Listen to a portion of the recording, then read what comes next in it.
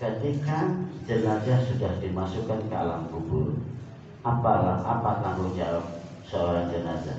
Yang pertama adalah dia akan kesulitan menjawab pertanyaan dari malaikat munkar dan sulit Pak menjawab pertanyaan munkar dan nakir.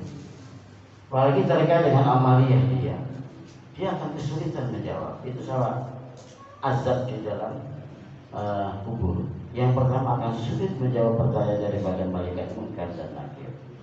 Dan yang kedua, kita sering memohon kepada Allah semoga kuburnya diluaskan. Betul? Kuburnya diberikan nur cahaya oleh Allah. Tetapi bagi orang yang malas jamaah di masjid, kuburnya itu adalah gelap gulita, tidak ada terangan sama sekali Pak. Tapi bagi orang-orang yang beriman, bagi orang muslim, doa dari anaknya, doa dari istrinya, insya Allah itu yang dimaksud dengan diluaskan alam kubur. Ya kuburnya tetap aja segitu-segitu Pak. Tapi mereka para almarhum dan almarhumah, dia merasa tidak di alam kubur, dia merasa di taman daripada taman-taman surga. Kan sering begitu biasa dengar doanya. Itu yang kedua. Yang ketiga Pak, yang namanya liang lahat itu kan ukurannya kecil Pak. Posisi badan kita miring, itu liang lahat Pak. Itu tanah kiri kanannya akan menghimpit jenazah itu sampai remuk Pak tulang belulangnya. Kalau dia meremehkan jamaah di masjid, itu Pak. Ada kalanya begini, saya nggak usah ke masjid Pak. Di rumah aja saya juga bisa jamaah. Jangan Pak. Terkecuali kita boleh tidak ke jamaah ke masjid apabila ada halangan. Halangan misalnya hujan deras, hujannya nggak henti-hentinya. Kemudian air hujan itu mengalirnya bukan di got Pak, seperti Anulia ini.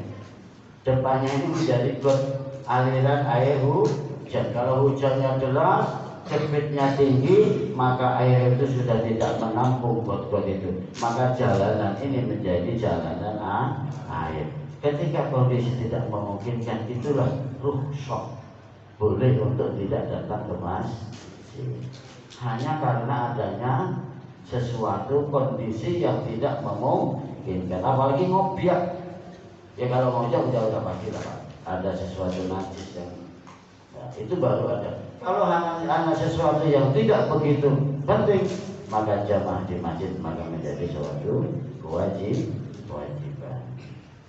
3 di dunia, 3 di sakaratul maut, 3 di alam kubur. Ini yang terakhir, ini 3 yang terakhir Pak. Nggak jadi sampai jam 9, apalagi jam 12 Ustaz. Saya nggak enak sama yang dibungkus kalau siang sama, tapi bau Pak. Nggak jadi kita makan ya. 3 di akhirat itu yang pertama, dia akan mendapatkan kesulitan sangat perhitungan amal Pak. Ya, saat hisab perhitungan amalnya itu mendapatkan kesulitan. Bagaimana kalau udah dihitung amalnya udah sulit, belum sampai ditimbang dia udah jebur duluan. Itu yang pertama di akhirat. Itu sulit untuk dihitung amalnya orang-orang yang tidak mau jamaah di masjid itu. Dan yang kedua adalah dimurkai oleh Allah. Kalau Allah murka, ya ketika maka akan pasti akan disiksa oleh Allah Subhanahu wa ta'ala.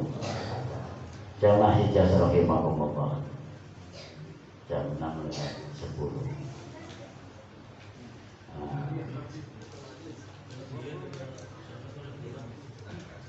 Satu lagi. 3 terakhir Ustaz. Perhatikan ya. Saya biasa di sekolah Pak, perhatikan anak-anak gitu. Kali ini nggak mungkin perhatikan bapak-bapak. 3 di akhirat. Yang pertama, ini akan mendapatkan kesulitan saat perhitungan amal. Ya.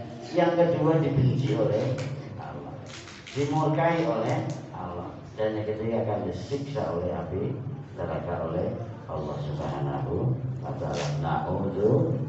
Semoga Allah Subhanahu wa taala memberikan keluasan kepada para jamaah hijaz dimanapun dia berada, baik yang saat ini hadir maupun yang saat ini belum hadir.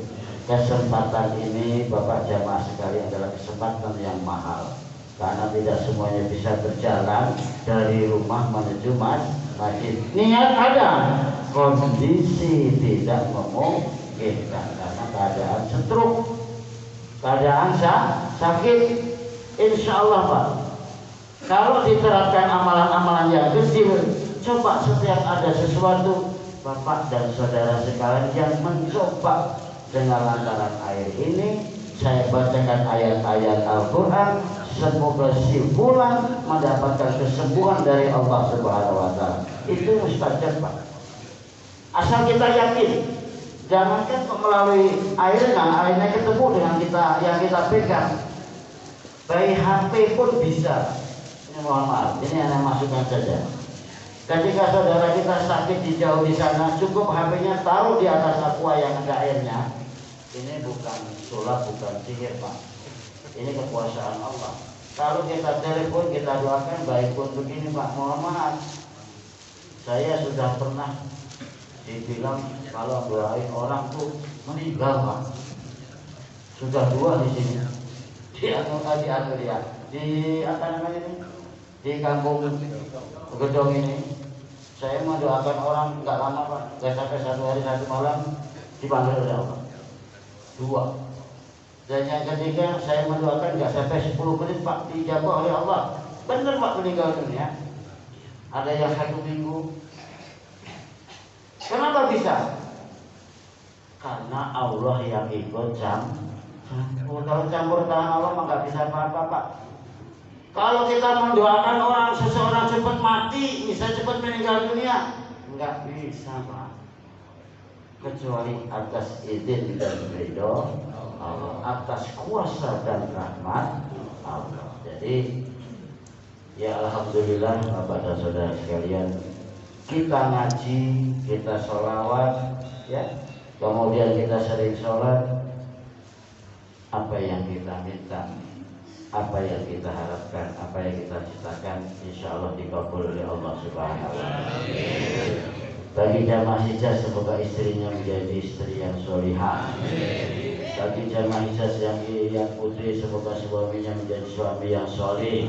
Anak-anaknya dijadikan anak yang solih dan solihah, anak yang senantiasa bertakwa kepada Allah dan taat kepada Rasulnya, berbakti kepada kedua orang tuanya, berguna untuk dirinya, untuk temannya, untuk keluarganya, untuk masyarakat sekitarnya, untuk bangsa dan negaranya, terutama adalah untuk agamanya. Kurang lebihnya mohon maaf. Wa'afu bikum wallahu muwaffiq ila aqwamit thoriq. Assalamualaikum warahmatullahi wabarakatuh.